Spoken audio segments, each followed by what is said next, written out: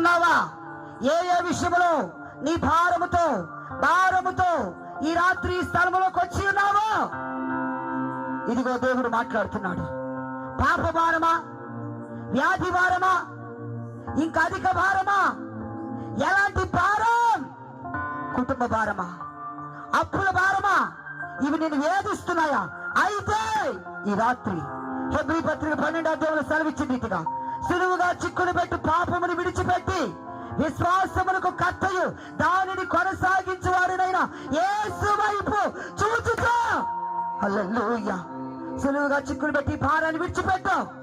ఈ రాత్రి పరిశుద్ధాత్మ దేవుడు నీ బ్రతుకును మార్చబోతున్నాడు, నీ స్థితిని మార్చబోతున్నాడు, నీ పరిస్థితిని మార్చబోతున్నాడు. ఇదే మిక్కిలి అనుకూల సమయం, ఇదే రక్షణ దినం. రేపు ఏమి సంభవించిందో మనకి తెలియదమ్మా. సహోదరుడా, సహోదరు, ఈ రాత్రి ప్రభు రావచ్చు.